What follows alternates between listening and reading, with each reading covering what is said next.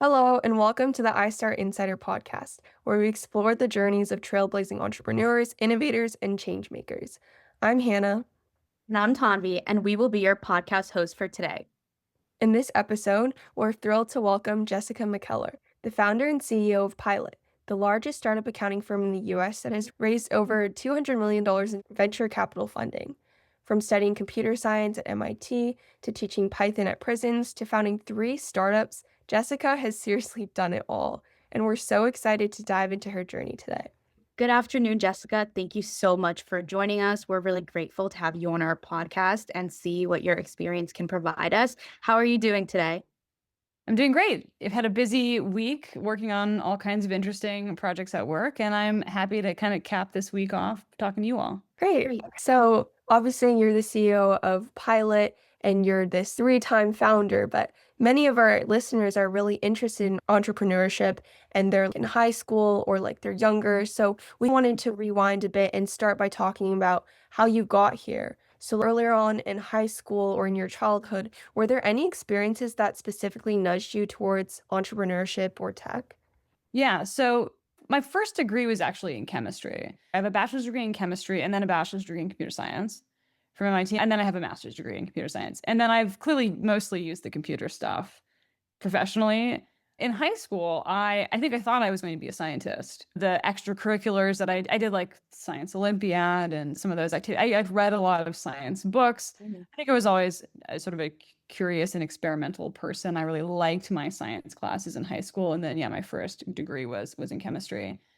I think if I go backwards in time even further, though, I'm a little bit of the oddball out in my family. So I really come from a family of musicians. My dad was like a gigging musician when I was a baby. My brother's a bass player. So there's a lot of music in the house. I played mostly piano and guitar. Like the way that I paid for my car in high school is I was in a band. Oh, actually, fun sidebar on this. I went to high school in Nashville. And so are you familiar with the band Paramore? Oh, yeah. Heard of them. You've Yeah. heard of it. I'm old. I should remember that. So anyway, the band Paramore, some of the members of the band Paramore were in this band that I was in high school, which was cool. Oh, Oh, that's Yeah. they really were like still into you, right? That song? Yes. Okay. So music was very like sort of present in my life. My dad is a musician, but my dad was also a very early adopter of computers as a tool for music production. And a consequence of that is that we had computers in the house and had access to computers, like from my siblings and I, from a very young age. And so we like have photos of me. I'm in a diaper and I have a bottle in one hand and like the mouse of an Apple IIci in the other.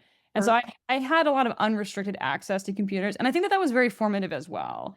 So just the idea that computers are this tool, that they're fun, and they're this tool that you can use to solve a broad range of problems in the world. I feel like I had a lot of exposure to that early on, and that was very formative as well. So, in terms of like talking about when you grew up and to where you are now, what would you say is the greatest piece of advice that you have for young students listening to this? Maybe in terms of entrepreneurship, in terms of like personal life or professional life. What would you say is your biggest takeaway from your experiences? And also, because you are a mother, what would you say like you would want your kids to know as well? Sure. And yeah, I'm a mom of a 3-year-old named Dottie, who's amazing, and a 1-year-old named Oscar, who's also amazing. I love him to death. And I'm going to answer this honestly, and hopefully this is not an overwhelming answer, but I mean, here's what I would say about this. We all have one life to live, and it's like, what do you want to do with that life, right? And also we all, in the world, the society that we live in, like we all have to pay the bills also. But it's like, what do we want to do in the world? Who do we want to be in the world? And your career is a major part of just the time that you spend on the planet. Like most of us work for a large percentage of our lives because we need to get money to fund the things that we want to do in the world. And so I think it's worth really thinking about what kind of life you want to live and how your professional life plays into that. I have found being an entrepreneur and being a startup founder to be very fulfilling for a bunch of reasons. The people that I meet and the companies as a vehicle for doing good things in the world. Like I have found that to be a very positive experience. There are other ways to have an impact in the world though that don't involve being a startup founder or an entrepreneur. A cool thing to do or like a good default thing to do, but you could run a venture-backed business. You could run a non-venture-backed business. You could work at a nonprofit. You could make music because it makes people happy. Like there are so many things that you can do in the world. I think just like developing a point of view on what you find personally fulfilling and like what kind of impact you want to have on the people around you is really important. I mean, especially for young people, maybe pursuing entrepreneurship directly out of school, it's like what problems exist in the world and in your community? And what do you feel about those? Like, do you want to be a part of addressing them? There are a lot of things that you can do as a startup founder that are honestly pretty pointless. You can build some technology that nobody really cares about. There are really real, very real problems in the world. I want to make sure the best and brightest and most curious people are being mindful about what are some of the most important things that are happening in society and how they want to plug in on those things. And how that layers with how they think about their professional careers. Maybe it was like a little bit more of an existential answer than you were expecting or hoping for, but I think entrepreneurship is great. I really encourage folks to ground their professional lives in like what is important to you about just how you're moving through the world. Yeah, definitely. I think it's really like something that high schoolers grapple with a lot, like trying to decide like what they want to pursue in the future and wanting to choose something that they truly enjoy. And I think it's really great that you genuinely enjoy entrepreneurship and you've obviously been very successful in the field. So let's talk a bit about like the companies you founded. Zulip, which was acquired by Dropbox, and Ksplice, which was acquired by Oracle, and now Pilot. How did you come up with those ideas, or like what inspired you to step into entrepreneurship, and how did you know that was the right path for you? Yeah. And some of this goes back to what I was just talking about of it's like what do you know about? What do you care about? Like what problems do you have unique visibility into and interest in? Mhm. And for high school students in particular, I think giving yourself a chance to see what kind of problems are out there in the world that you and figuring out what problems resonate the most with you is important. Otherwise, you might just jump into something that is solving a problem nobody cares about. Yeah. The first company out of school, Ksplice was a technology for rebootless kernel updates on Linux. So imagine that you are a company and you have a lot of computers. Maybe you're a supercomputing cluster, maybe you're a hosting company, whatever, but you have a lot of computers and rebooting them to apply security updates is a pain in the butt because the computers are down while you're doing that. So there was a research project out of MIT that developed a technology to be able to apply the security updates without rebooting. And so this first company out of school, Ksplice, was a company that like productized that capability, and we turned it into a subscription service. We bootstrapped ourselves into a profitable company that was eventually acquired by Oracle.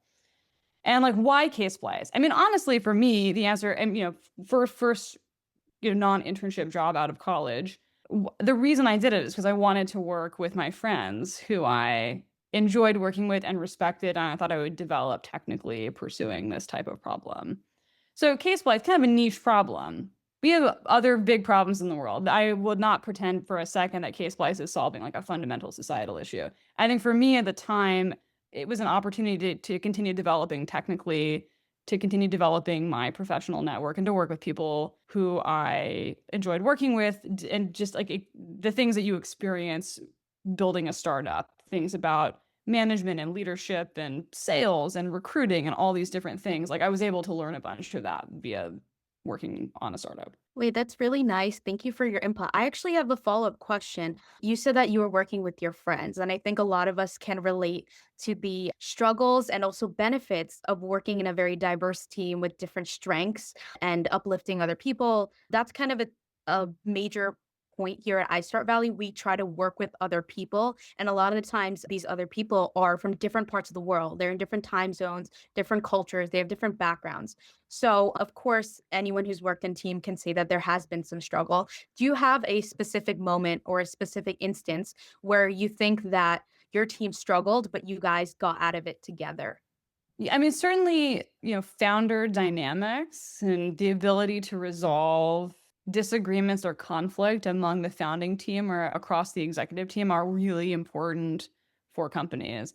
I've had tons of conflict with, and take my co-founder with Siemens. We have worked together continuously for over 15 years since school. So we know each other very well. And we've had tons of important business disagreements about strategy, disagreements about a critical hire, a bunch of things. And I think what I would highlight in this is the importance of working with people who you are values aligned with. Because I think if you have a shared values and you have mutual trust and respect, then you can have disagreements. Like two reasonable people can disagree about something and you can make it work. It's like, okay, we disagree. We've established a shared fact base. We have happened to have come to different conclusions on it. This is your swim lane. I'm going to disagree and commit, right? You can do that easier if you really trust each other and you're really operating from the same values. And so I think something that's been very successful between me and Wasim is that we have that. And, he's got his swim lane and I've got my swim lane and we can both jam and we have, we collaborate on a lot of things,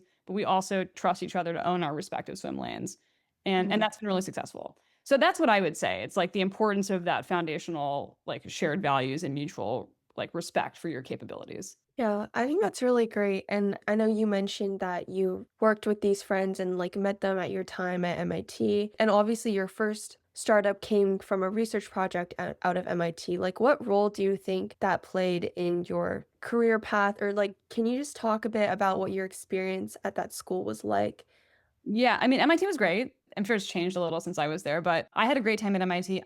And maybe as a little bit of context, I went to a public school in Nashville or outside of Nashville. I benefited from some good extracurriculars. I like did not come to MIT from like my parents are not academics. I was like very much sort of charting my own course on how I might want my career to develop. Like I think I maybe want to be a scientist. Like what does that look like? I literally learned about MIT from reading a book. I read a book about Richard Feynman and he talked about MIT and I was like, oh, maybe I should apply there, right? So I think I was extremely fortunate to get into MIT and because it opens up so many connections. I think I also really learned how to study for the first time at MIT. I worked very hard there. My career has basically been on computers, even though my first degree was in chemistry. So what I ended up doing just like practically at MIT is like I like got my chemistry degree and then I like slammed a CS bachelor's degree into my last 2 years of my undergrad. And so I was playing catch up, or it felt like I was playing catch up compared to a bunch of other students who were in the computer science program who had been programming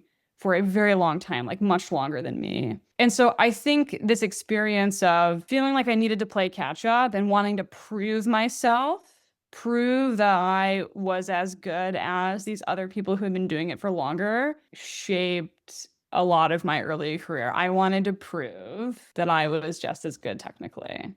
And I think actually so part of Case Splice was I think like that a proof point for me. Like I like the kernel engineering stuff, like I can do that with these folks who've been doing it for a really long time, right? So I think my experience at MIT was like very positive academically. It was very positive socially. And it was also like very much like a crucible for me on realizing that I liked computers and then figuring out how to catch myself up on an academic path that a lot of people had been on for much longer than me.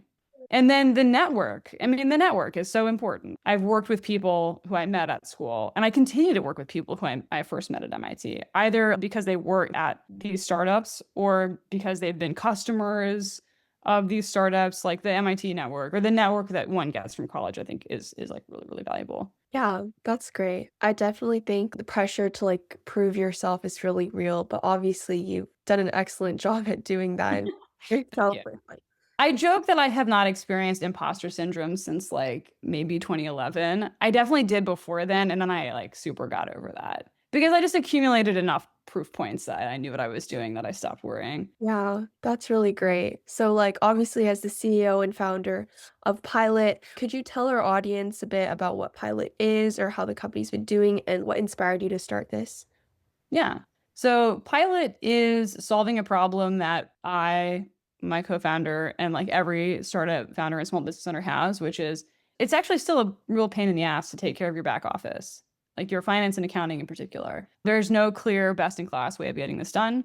And so Pilot, our ambition was to solve this problem. We want to be the accounting solution for every small business in America. And it's rooted in a core technical thesis, which is it is possible to automate most of bookkeeping.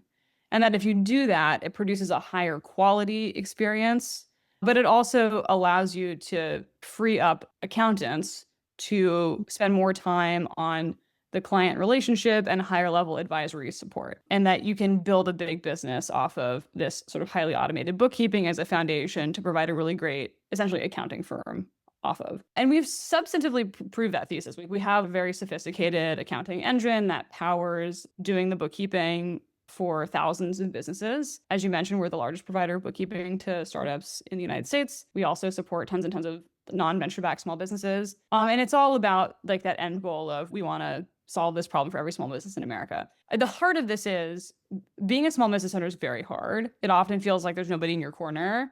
50% of small businesses in the US go out of business in the first 5 years. And a lot of that, frankly, comes down to not having enough support or not having the tools to grapple with the economic realities of your business. We want to bring a level of ownership and visibility over your accounting and finances that small business owners have not historically had access to.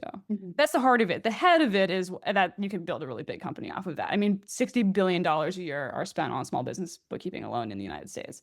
So that's what we're doing. And yeah, we've raised a bunch of money to do this. We've demonstrated quite a bit of scale here, and there's still a lot to do, a lot to build, but that's the journey that we're on. That's really cool and amazing. That's actually really interesting. iStart Valley offers we have the artificial intelligence and machine learning course. I think some of our students do, and they talk a lot about how automation is used to uplift businesses and also allow people that work there to form and focus mainly on the human connection rather than doing the small, minute things such as customer service in terms of troubleshooting problems or taking orders and something like that. It's a little bit of a fun question. What is your favorite use of automation in the world today? In the world today, oh my goodness. Well, let me think about it in my personal life, probably. That works as well. Yeah. I have sort of boring work answers. I'm trying to think about a non-boring answer. I mean, I'll give you a couple answers and you decide which was most interesting. I basically don't type these days because AI speech to text has gotten so good. And that's actually pretty transformative for my workday experience because it means I can produce text at the speed of thought instead of the speed of typing. And that actually is a fundamentally different relationship with producing written material. So I'm a super fan of AI speech to text software. I will vibe code games with my 3-year-old, which is very fun. Little computer games with my 3-year-old. That's super fun. And it's cool because she can't even type yet. She's only 3. But we can still collaborate on this. I mean, I think that the hope and the dream of the AI stuff, the recent AI stuff is that it will democratize who has access to the tools to create the things that you want to see in the world. I mean, the more pessimistic view on this would be actually a bunch of megacorps are going to control all the foundational models and extract a bunch of money from us and still control everything. But the optimistic version of this is more and more people have access to programming and building apps and creating little things in the world that they want to see in the world. Not necessarily to build a big business, but just for something that is meaningful to you in your life. And that's a beautiful thing. Yeah, I love that. So going off of that, do you have any thoughts on how AI is going to affect the next few generations of founders and workers, especially since you have kids yourself? What do you foresee AI doing in the future with all of that? Yeah. I would love to believe that I think all of the AI stuff is going to be net positive for society. I'm pretty worried about some kinds of work being replaced substantively by AI or software, and there not really being society-wide plan for what happens because of that. The ability to retrain or reskill a workforce, or just what happens if a lot of people maybe lose their jobs due to AI all at once. I definitely have concerns about that. So I think we have to actively ensure that the society that we're creating with these advancing technologies is a society that we all want to live in. And so I think that that's something that a lot of people across a lot of different disciplines should be thinking about together. Yeah, absolutely. And I think a big concern for us as high school students and the next generation that's going into the workforce, I think a lot of us have questions about how we can stand out in a workforce that has AI. Is there certain things that you think students should be focusing on, for example, interpersonal skills or leadership skills or empathy? Or do you have any thoughts on that? Yeah, all of those things that you just shared. I mean, I think at the end of the day, being a smart and empathetic problem solver has never really been a wrong plan. So I would do that. I would do that. I think any specific like discipline expertise, be it accounting or the law or programming or like a lot of that stuff, I think it's gonna change a lot. It has been changing and it's gonna change a lot over the next 10 years. I mean, there are some things that are probably always gonna be true. Like I don't electricians and plumbers, and there are a lot of things that like happen in person in the real world where I don't know how much of that's going to change in 10 years. Like I hope we don't live in a world where literally, well, maybe we're going to live in a world where robots do literally everything and we're all just creating art together and it's like a wonderful utopia and we're all just have all this free time and somehow, I don't know, somehow we pay the bills. I mean, I think like and I don't know how much guidance like current high school students get about what kind of lifestyle do you want to live? Have you thought about what careers like support that kind of lifestyle? I honestly didn't get any of that in high school. Nobody was like, hey, maybe like think about how much money an artist makes and then like decide if that like works for you. I think that thinking about what kind of life you want to live and then like what kind of profession is going to support that life is like a reasonable thing to do as a high school student and a college student. And you should be mindful of how AI is like impacting knowledge workers for sure as part of your calculus on this. Yeah, Absolutely. sense. All the skills you mentioned and like just being aware of that is definitely really important. And I think even like as a high schooler, we probably don't know a lot of this, but obviously you have a lot of experience managing all these companies and also balancing it with your home life with your kids and stuff. What are some big takeaways or lessons that you've learned about finding balance and also leadership? I don't know that I particularly have a lot of work-life balance. I would say that I do two things in my life right now, which is I spend as much time with my kids as possible and I work on Pilot. And that's basically it. I don't have a lot of hobbies right now. I think as my kids get older, this will change somewhat. But I'm very happy. I'm like super happy with my life right now. And I work very hard and I spend a lot of time with my kids and I think it's great. So I think what matters more than like quote unquote balance is, do you like how you're spending your time and do you have high agency over your time? And so I think folks should focus on agency more than balance is I guess what I would say. Definitely. I think our listeners have a lot to learn from everything you just shared. That's all we kind of have for today. So thank you so much, Jessica, for taking the time to meet with us. Awesome. Yeah, Thanks for having me. Of course. And for everyone listening, go check out Pilot at pilot.com and stay tuned for our next episode.